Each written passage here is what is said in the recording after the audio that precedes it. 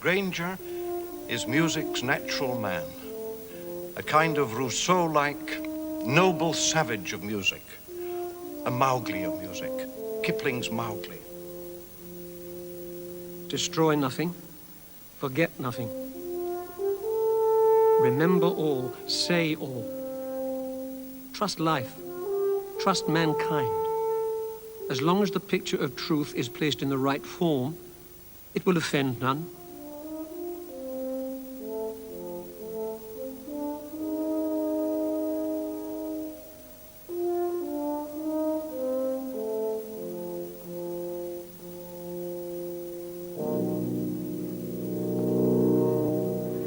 I think the best thing for a composer is to be badly treated in every way. It's such a conceited business and so arrogant, because a composer wants the whole world to feel and think exactly as he does.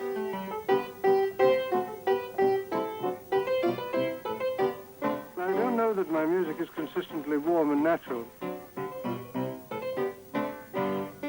Music is the art of agony. Music is, after all, derived from screaming.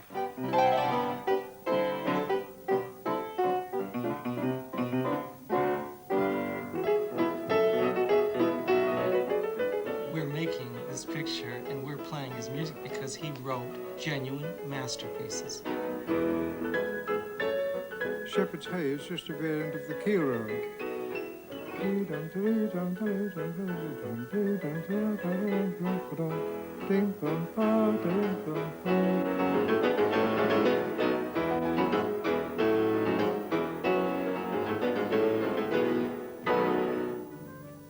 He was a firecracker among musicians. Something to do with his temperament made him explode into new ideas, and something in himself made it self-destruct.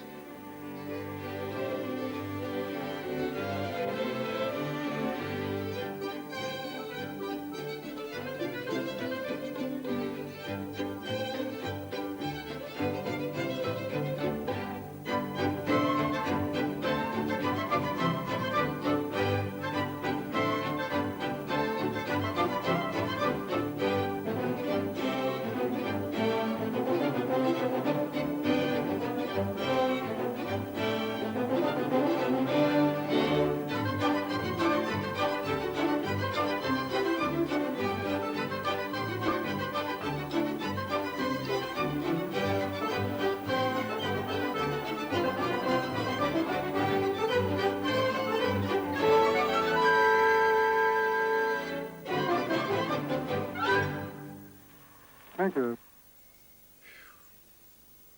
Percy Grainger is a phenomenon of 20th century music, but one teeming with contradictions and peculiarities.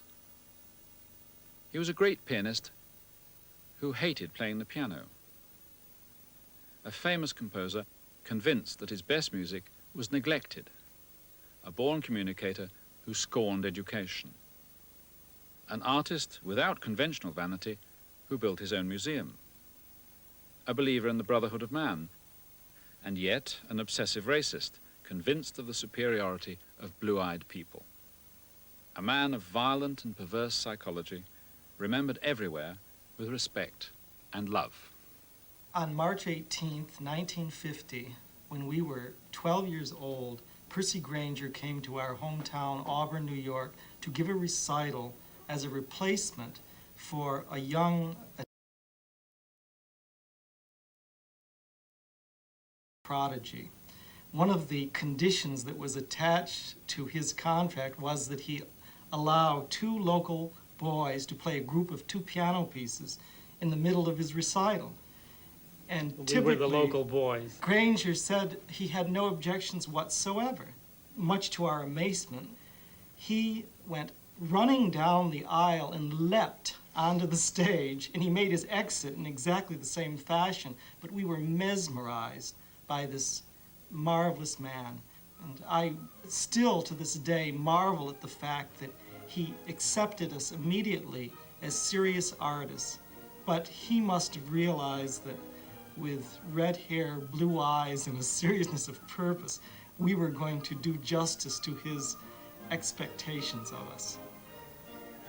When I began research for my book, the few woefully inadequate articles I found dealing with his life and work clung to the idea that he was the golden, light-hearted playboy of 20th century music, but of course this was only the tip of the iceberg.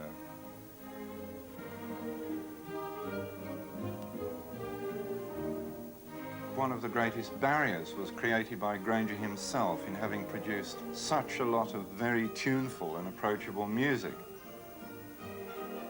Some people still believe that the creation of enjoyable music is a highly suspect activity. I think he hated a lot of the most successful music. In fact, I think he hated most of what he did. I am, personally, an example in music of everything I hate and decry. People like that ought to be burned at the stake, but I can't help what I am.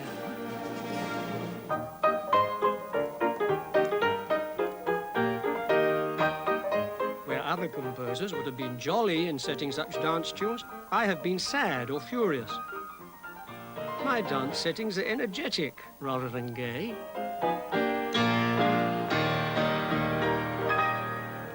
As his career developed, he was very much dogged by the fact that certain pieces were very well loved.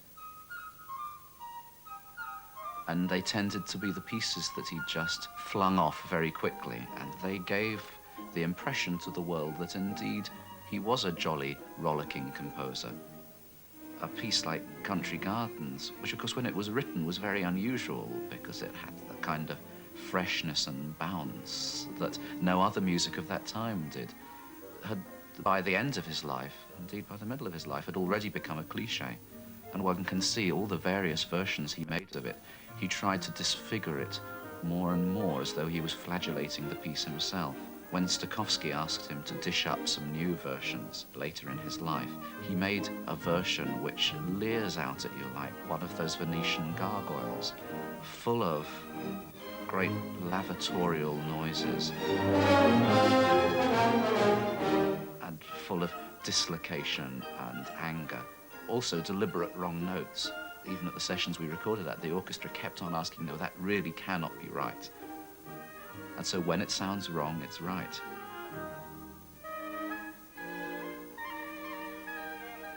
The typical English country garden is not often used to grow flowers in. It is more likely to be a vegetable plot. So you can think of turnips as I play it.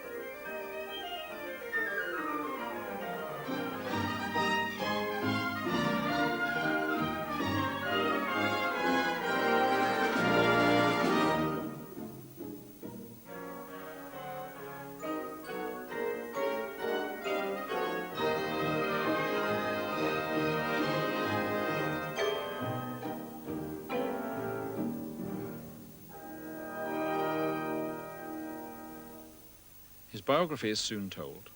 He was born in Australia in 1882 and found local fame as a child prodigy on the piano. In 1895, his mother, Rose, took him to study in Germany. In the first decades of this century, he embarked on a brilliant career as a virtuoso pianist, a career managed in every detail by his mother. In 1906, he was the first man to use a phonograph to record English folk song, and the rest of his life was devoted to bringing the folk music of Britain, Scandinavia, and the South Pacific onto the concert platform. In 1914, Grainger and his mother left for America to avoid the Great War. They settled into this house at White Plains, just outside New York. 8 years later, Rose Grainger killed herself, scarring her son's life forever. In 1928, he married the Swedish artist Ella Ström. The pattern of his working life never changed. He toured and played the piano to pay for his composing. After the Second World War, he spent years trying to invent a new music, a kind of synthetic, mechanical language he called free music. He died of cancer in 1961.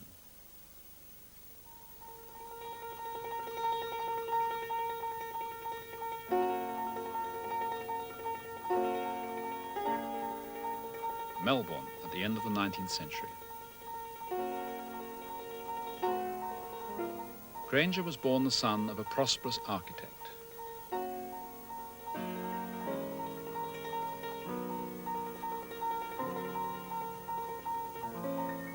Behind the facade of middle-class sobriety, the young Percy endured a turbulent and traumatic childhood.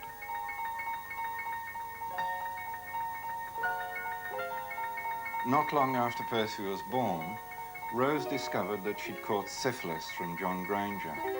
And when she moved to a separate bedroom, his binges, which would last several days, became more frequent and violent, and she found that the only way she could defend herself from his advances was with a horsewhip.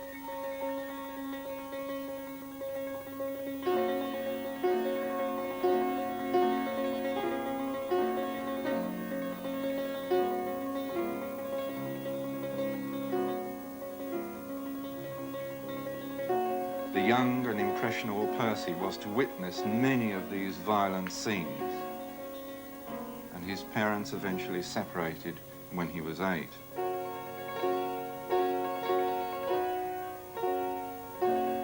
It was clear that his father John loved Percy, but he could not convey his care in a proper way to the youngster, who no doubt must have experienced an enormous threat to his existence.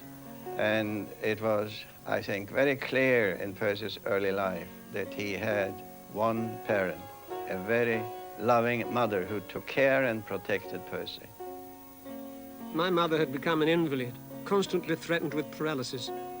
And from then on, my main anxiety was to be able to earn enough as a concert pianist to secure for her a reasonable degree of comfort and security.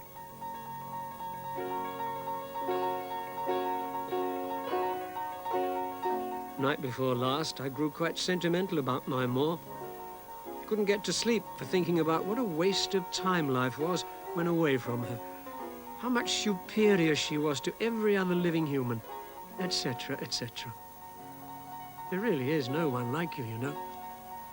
You are the only basis of my life. To begin with, you and I have been such a thundering success as a mother and son that even an outsider couldn't but feel an urge to see good come out of one who has been one of the duettists in such a brilliant partnership. He was just different to us. He was brought up differently. He had a doting mother, didn't get on with her husband, mad on Percy, Percy mad on her. People bring up all these queer things to me. There's nothing mad about it at all. Someone adores you and you adore them. What's wrong with that? Nothing at all. If I worked on the highest hill, mother o' mine, I know whose love would follow me still. Mother o' mine, if I were drowned in the deepest sea, mother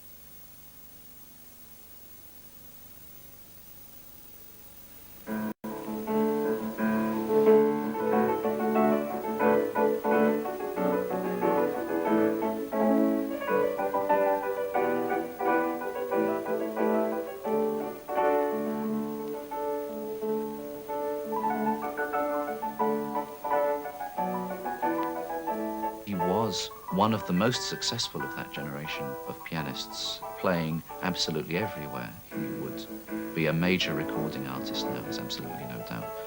And if you hear his playing, it has the same kind of quality as his music. It's very clean, it's very muscular, it's very energetic. And I think it would have been extremely unusual at that time. Well, I always liked Bach very much, and Brahms particularly, and a little later I got to like Grieg. So I knew him in the last 2 years of his life.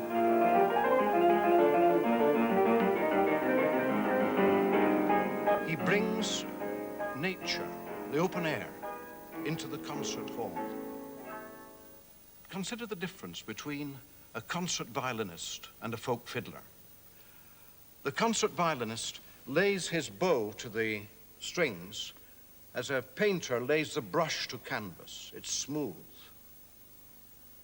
He plays in long bows. The folk fiddler could be a saw of wood, up and down. And Percy, in his music, is always getting this up and down phrasing.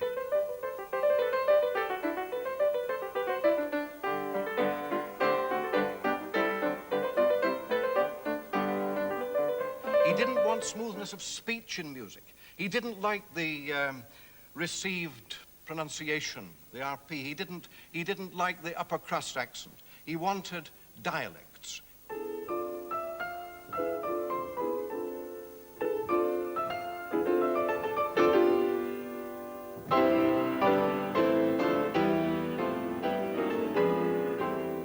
He loved large, sonorous chords.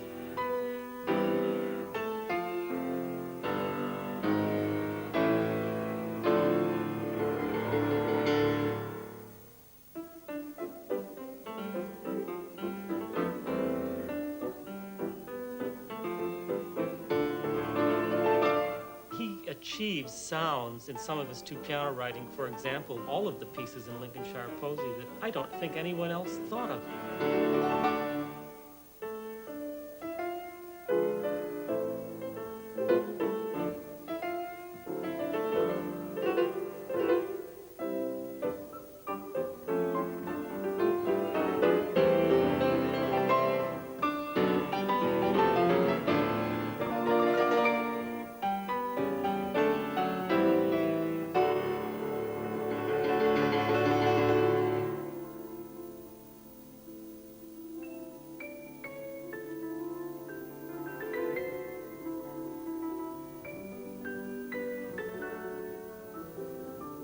I went to Brigg late yesterday evening and was up early this morning, 7 o'clock, and made a little cycle tour to a folk singer before breakfast.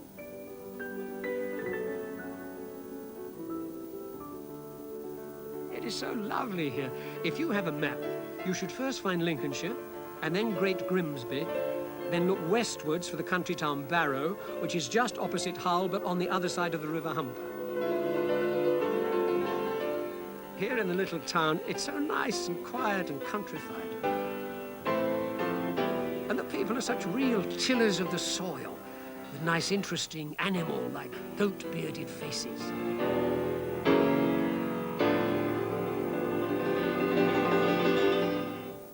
Miss Lucy Broadwood was the secretary of the Folksongs Society, and she had a program in 1904, which I heard.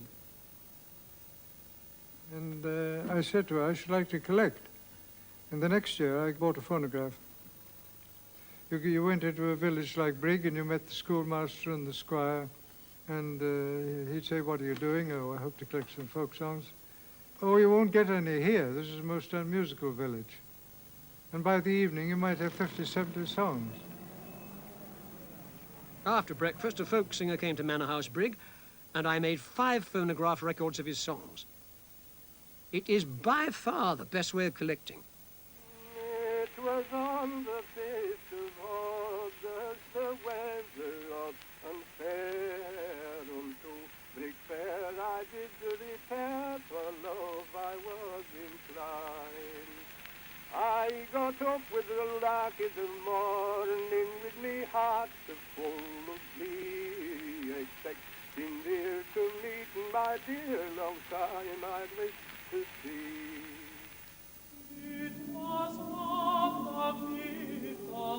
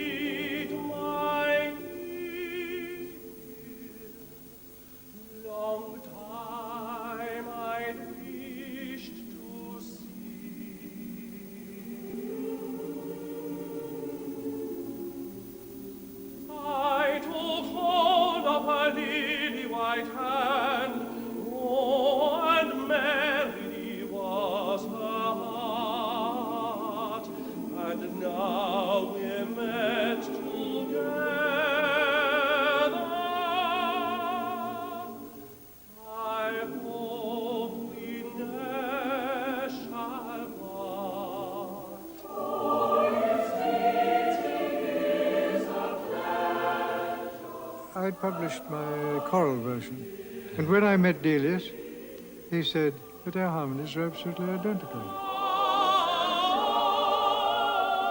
And he said, do you mind if I use Brigg Fair for a rhapsody? And I said, no, of course, I'd be very proud.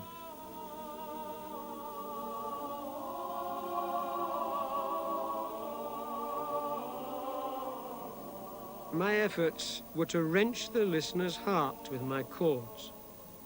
It's a subtle matter. Music is not made agonizing merely by sharp discords, any more than literature is made agonizing by crude events. It is the contrast between the sweet and the harsh that is heart-rending.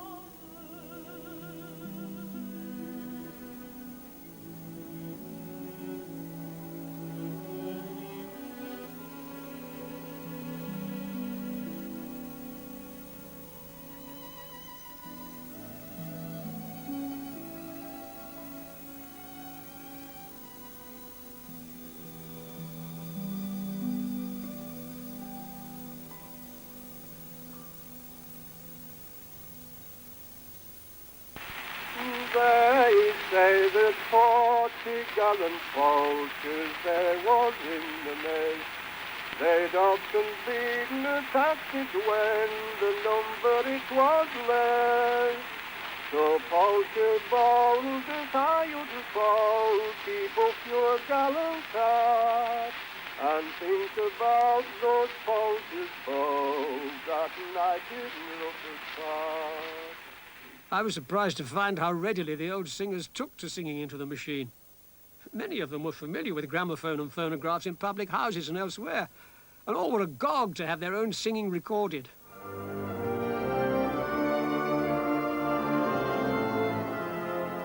Most of them died in poor houses or in other downheartening surroundings. Their high gifts oftenest were allowed to perish unheard, unrecorded, and unhonored.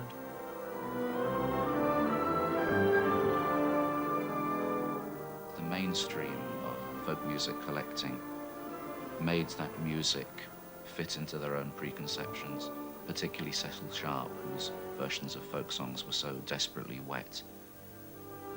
Grainger saw them as real, living, violent manifestations of grinding poverty.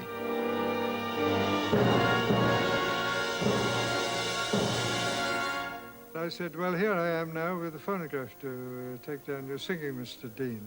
Oh, no, I'm too weak, my head's too bad, I can't, and so on. I said, well, never mind, you don't need to sing, Mr. Deene, but I'd like you to listen to some of the other people here who have made records. So he listened for about 1 verse and a half and said, I'll sing for you, young man.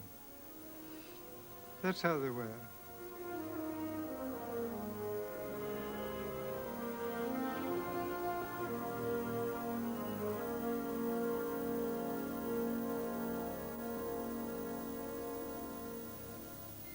The Icelandic saga of Grettir the Strong immediately became, and has always remained, the strongest single artistic influence in my life, providing me with an ideal example of what Nordic art should be. My duty as a composer seemed clear: to turn back in my music the tide of the Hastings battle by celebrating all seemingly Old English and Norse characteristics, by ignoring, as far as possible, all seemingly Norman traits and influences and those derived from the civilization of the Roman Empire. That is why I have called my quartets foursomes, have coined Loudon and middle fiddle to replace crescendo and viola, and have refused to write in any form bearing Southern European titles, such as sonata, symphony, concerto.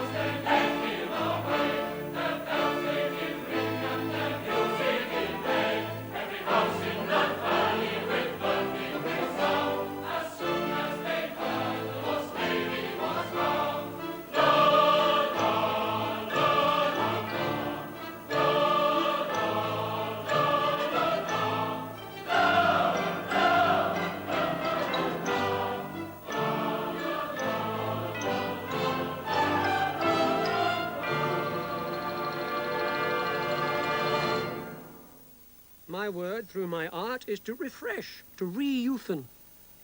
What we need in our composers and in our leaders of musical thought is an attitude like Bach's. He seems to have been willing enough to experiment with all the instruments known to him and to arrange and rearrange all kinds of works for all sorts of combinations of those instruments.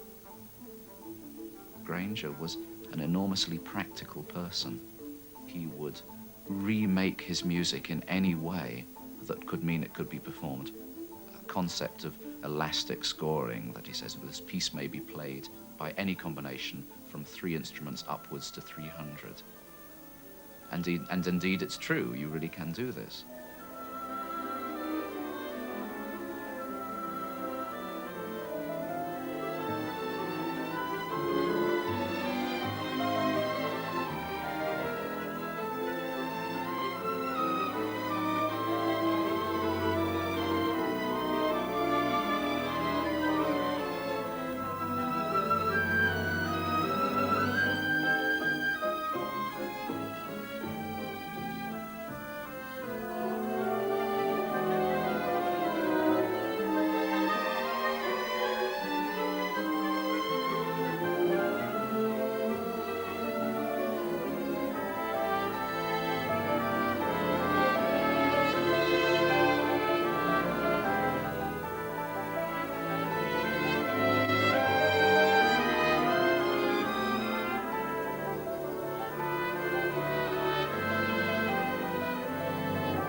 Salvation Army Booth objected to the devil having all the good tunes. I object to jazz and vaudeville having all the best instruments. Let us find a place in highbrow music for the gentler instruments. Ukulele, guitar, harmonium, saxophone, sarrusophone, marimbas, etc.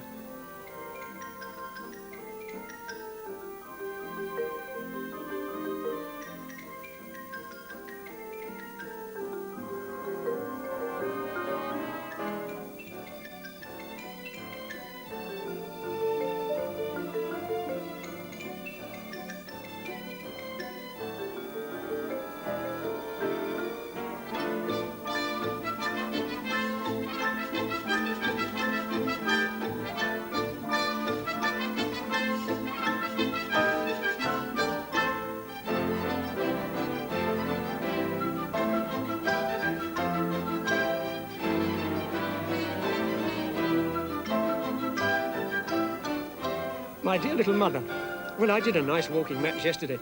46 miles. I started at 6:45 morn from Yarram and got here about 7:10 evening. Fancy, my feet aren't even blistered, and I'm hardly at all stiff this morn. It's undoubtedly the best walk I've ever done.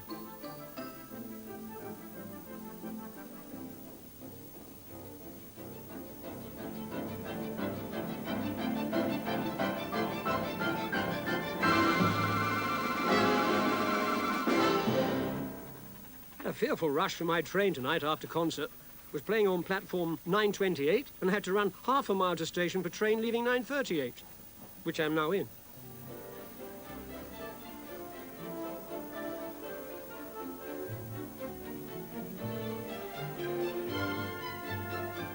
I love no place so much as trains, especially if they go jolly and fast. They are blended with all my happiest, youngest remembrances.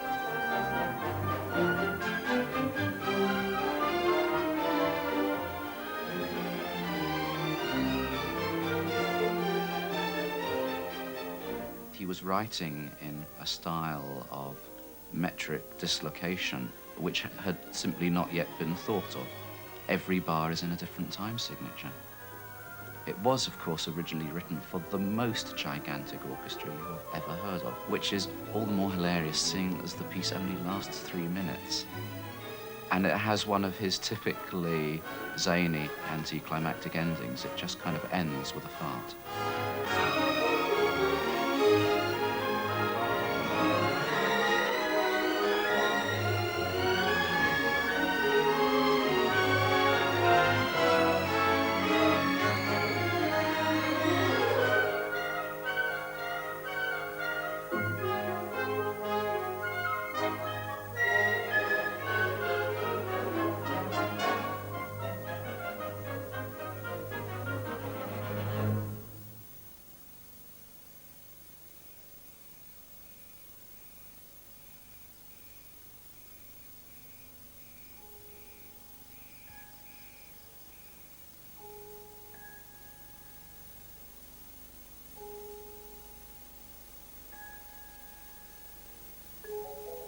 The other day, I read in a quotation from the Chinese records of rites that poetry is the expression of earnest thoughts, and singing is the prolonged utterance of that expression. Now, that statement is just as true of the higher flights of Western music of today or yesterday as it presumably was of Chinese music long ago.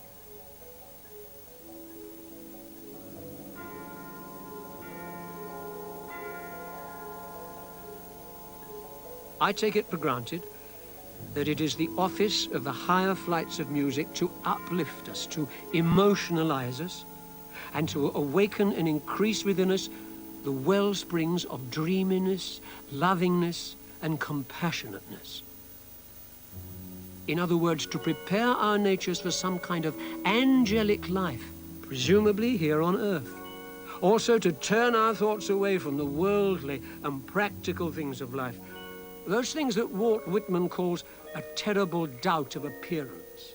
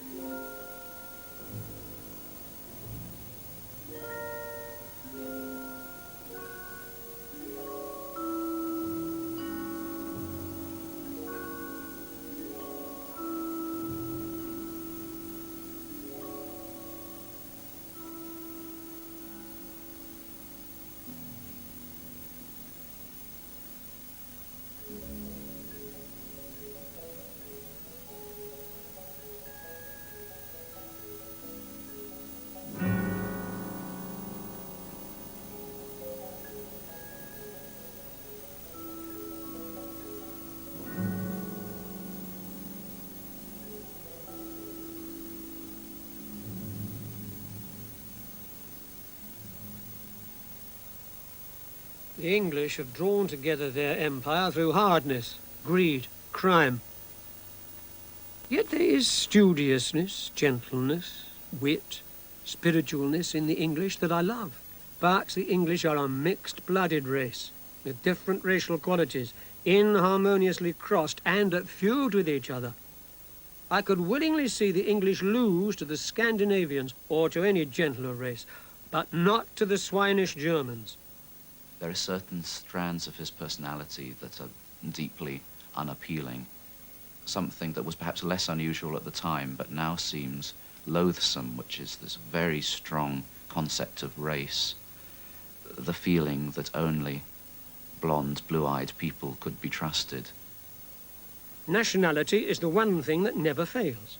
Never hope to find an individual lacking the qualities of his race. There is no escape. Never hope to like an individual of a race you dislike. I think in his great piece, The Warriors, in which he is trying to depict so many races, the warriors actually, the warlike people who have fought each other, of all the races coming together, displaying their martial characteristics, displaying their racial characteristics, and then merging as one united humanity. He's simply not frightened in any part of his life or his music to go where angels would fear to tread.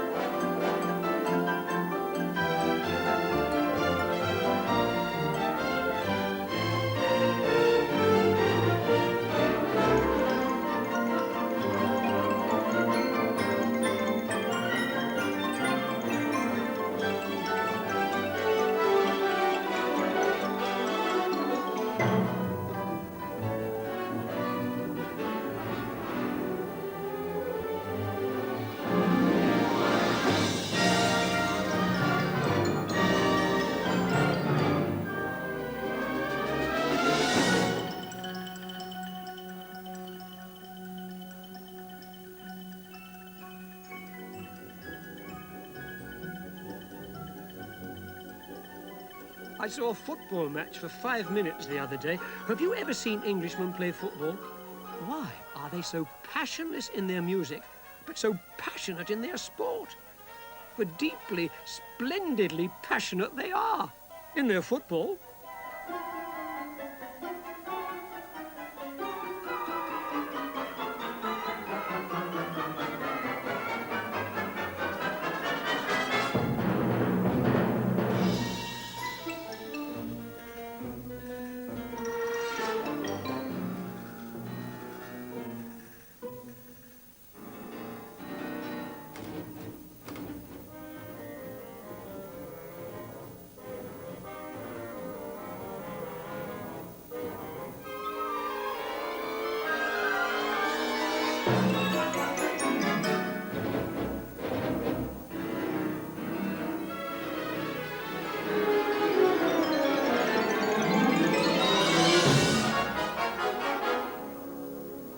My life is one long war against sorrow. Therefore, I am not ever really unkind. Pain to myself or others is a thing I instinctively fight tooth and nail. Therefore, I am a socialist, etc. But ask me to really feel with folk who suffer, the poor, or my dearest and nearest even, and I have to fail. I can join in on earth with almost anyone, but I can sorrow with none, not even myself. I've tried, but I can't keep it up. My mind wanders. Grainger was very Whitman-esque. Of course, Walt Whitman was one of his idols. Like Whitman, he was large. He contained multitudes. Wasn't it Walt Whitman who said, "Do I contradict myself? Very well, then I contradict myself." I tend to view Grainger as an archangel. And the way I mean that is that he integrates so many different aspects of life, of music, of the arts. We tend to think of An archangel is someone who is completely perfect, has no difficulties, no shadow side. But in the true sense of the word, an angel would be someone who does have both sides of the nature and integrates those two sides of the nature and offers a model to the rest of humanity. Now with Grainger, you do have a perfect almost realization of the integration of the two sides of the psyche. As Jung would put it, the shadow and the self. I was to go to some swinish Jew was to stay, the Karl Mayers. But I'm going to write to them that I've got an engagement. This is also part of the great contradiction in him, because later in life he had many close Jewish friends, while at the same time writing and promulgating the views that the Jews were an impossible and inferior race. There is one thing that we always have to keep in mind with Percy, I believe, and that's a biologic pleasure of seeing pain in somebody else, distress in somebody else. My own darling mum. Always lovely and interesting and stirring and fresh. My appetizing and devotional mother, I think the clouds have lifted, and we may love each other better and easier than heretofore. But I've never felt worthy of your suspicion, and I long for the day when you will never apply it to me more.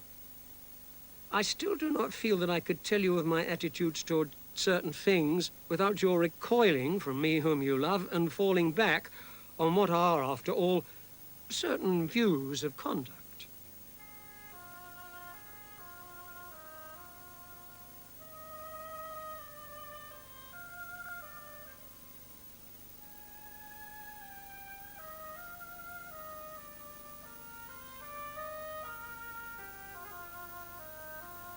Between 7 and 10, I read a lot of Homer, and phrases like, "the javelin crashed through the shield," were always on my lips.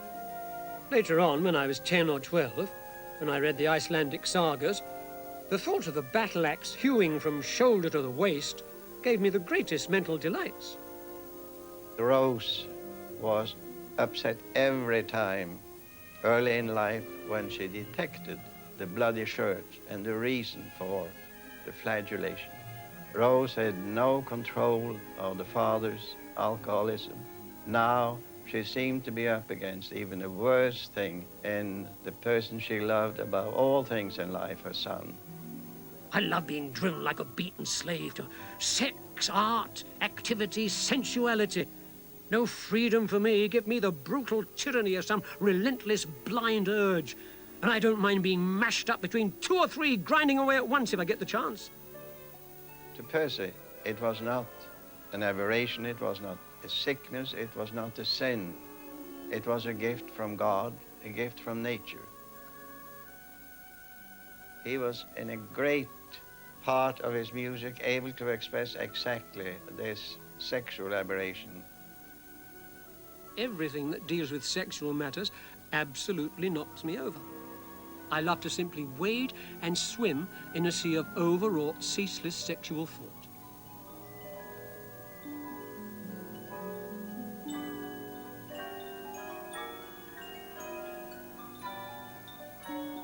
I feel the hot, parched wind from the Australian desert has entered into my soul, and with the fury of heat I must go through, burning up myself and others. That is how I live, following my lusts, and composing now and then on the side. But no sadist can call life poor or disappointing who can realize his cruelest, wildest dreams.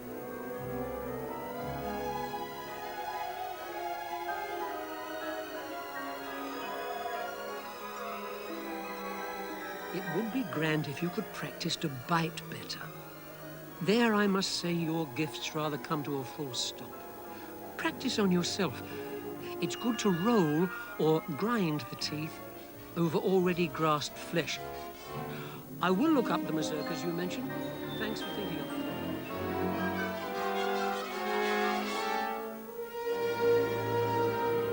Imagine how it would be to beat the little Karen with a whip, with all the power I possess, she'll scream and look furious and hateful and suffer so that she half dies. And the whip must be very thin and completely unbearable. And she must try it on me and I won't be able to stand it. And she will go around with a body like a zebra or a leopard. Or she will never be able to care for me again or something like that. Good night.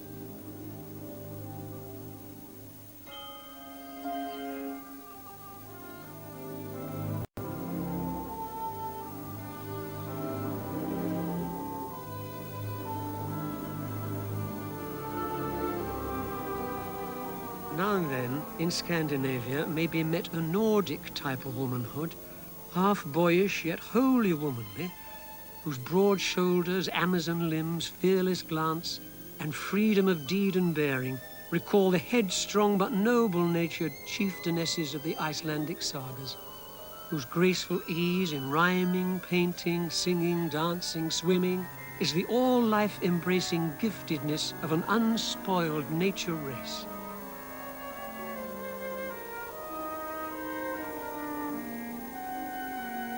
Such a one is my sweet wife-to-be, Ella Strohm.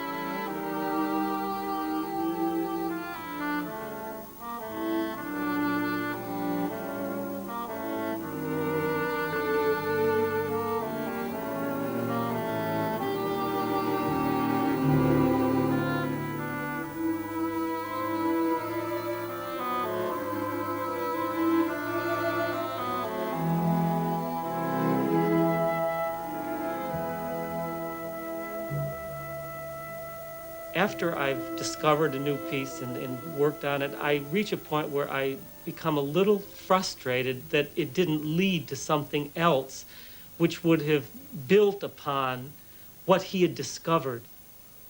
I shall never take a one-sided standpoint or try to force my own ideas on form and other matters, but shall examine the good in all, even in Beethoven, Mendelssohn, and discard the weak in all, even in bark. In a way, he reminds me of William Blake, who, in order to somehow get on with the business of doing what he believed in, he had to first excoriate people like Rembrandt, Correggio, Titian, and to us this seems positively absurd. Our concept of art, which tends to be very Germanic, and in fact very much what Grainger was fighting against, makes us think that if it's serious and profound, it must be long.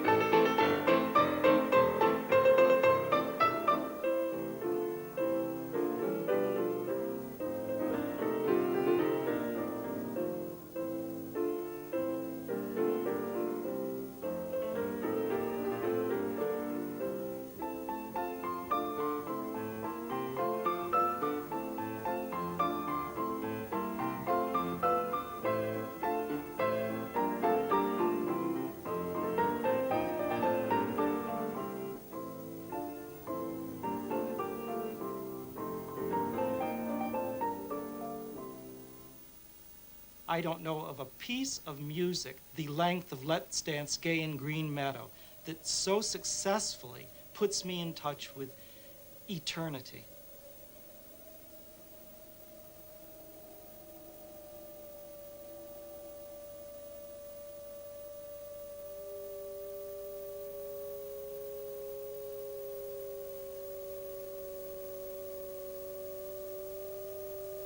Music is an art not yet grown up.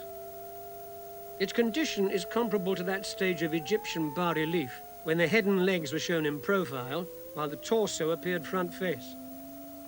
And with free music, we enter the phase of technical maturity such as that enjoyed by the Greek sculptures, when all aspects and attitudes of the human body could be shown in arrested movement.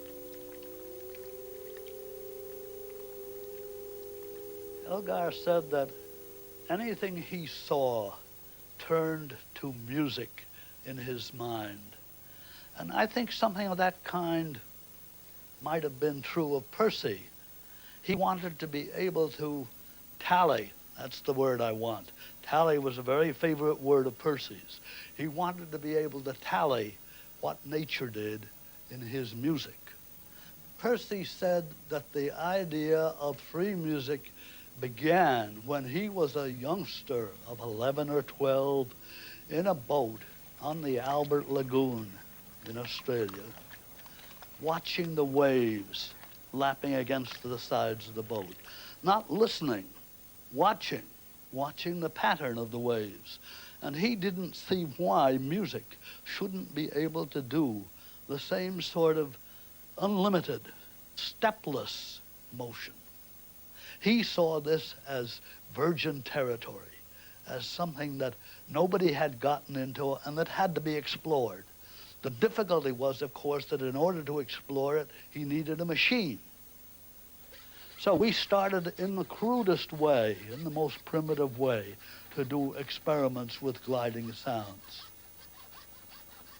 This is part of the experiments made by Burnett Cross and Percy Grainger to provide or adapt instruments to play Grainger's free music by a lay-on pianola, which plays from a paper graph cut by the experimenters.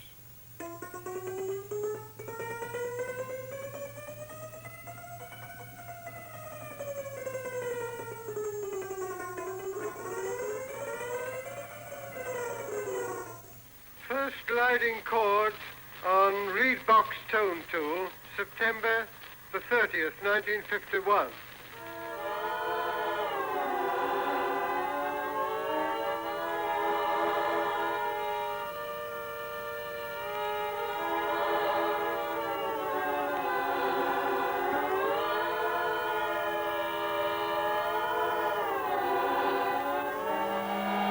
September 1st, 1952, free oscillators.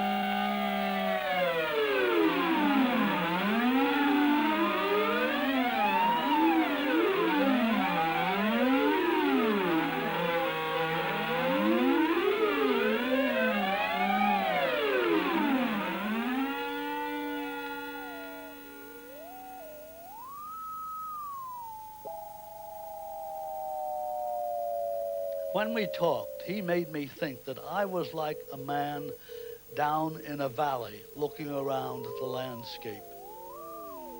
Percy was a man up on a mountaintop. He saw so much farther.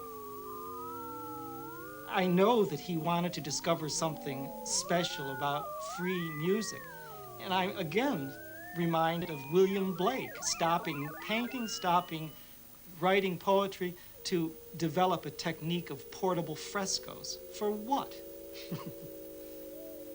When Balfour Gardner and I sat in the bracken around Herstmonceux Castle, and I told him of how my free tonery would, I hoped, tally the movements of clouds, water, trees, birds, fishes, and so on, he said yes.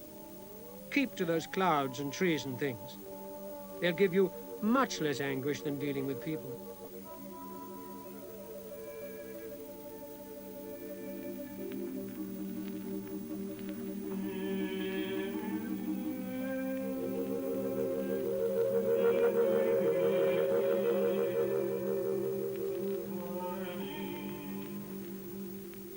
Oh, the joys of old age. Being able to work with my funny machines and doing other things one likes, even if others do not think them worthwhile. And when I take part in a concert, the concert givers are only glad that one doesn't have a stroke on the stage, and they don't expect one to play all the right notes anymore. All this is very soul-satisfying.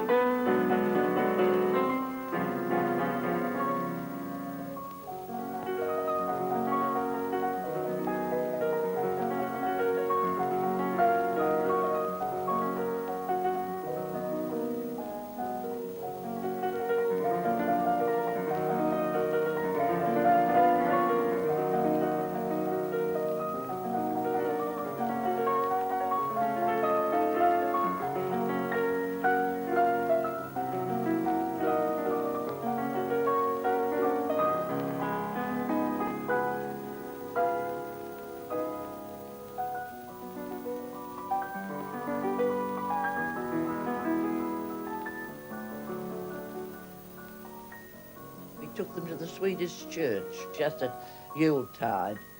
Percy went sound asleep. We had to wake him up to take him home. And when the parson came and bowed, he said supper was on. Well, immediately, Percy came to life again.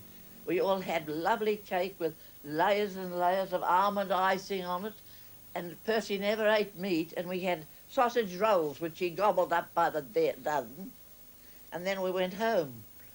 And he said, what a lovely evening. He said, I was nearer to God than ever before. Percy and Ella gave me a look. Oh, well, that'll be the first in a lifetime they'll ever see God. Ella and I are bound for the Mayo Clinic, and the operation I expect to have done there is one many have died from. Yet I am less afraid of this operation than I am of playing before an audience. One has to inactivate male sex hormone in some way during treatment of cancer of the prostate, and the simplest way of doing it is doing a removal of the male testicles. To Percy, it was removing his ability to make music. At least this was his suspicion. In 1957, the cancer had a rather extensive spread to the vertebra of his back, and he had a very severe back on occasions that laid him up and prevented him from getting around. So we had a removal of the testicle. I had good reports from him by letter, and when he came back during the early spring, of course, I was most anxious to talk to him and examine him. He said his pain had been fine. He had done his concert tour with no great distress.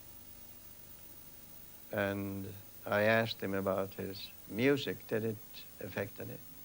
Oh, no. And I asked him about his potency. And very well. And I could see the lashes on his back. As I review my life as a whole, humanly and artistically, it seems nothing but tragedy, futility, heartbreak, due to my wickedness, pig-headedness, cowardice, clumsiness, lack of skill. But I am, and always have been, kept going by my interests. Though my conscience tells me I should kill myself, there is always some pending rehearsal or something that anchors me to life.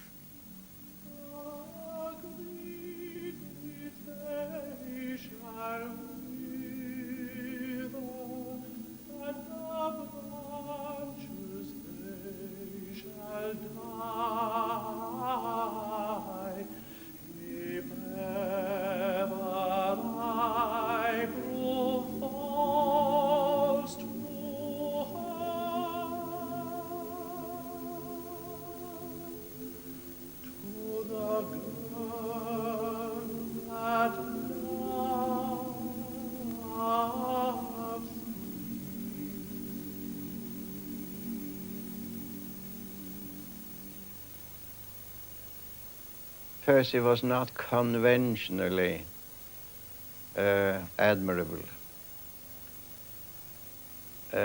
His point of view of humanity and humaneness was not conventional. He may say in his letter horrible things. In his life, he seemed to be as humane a man as I've ever seen it. The Warriors is an example of exactly that. An enormous optimism concerning what could be common in life when peace can be obtained through music, and music reforming our mind.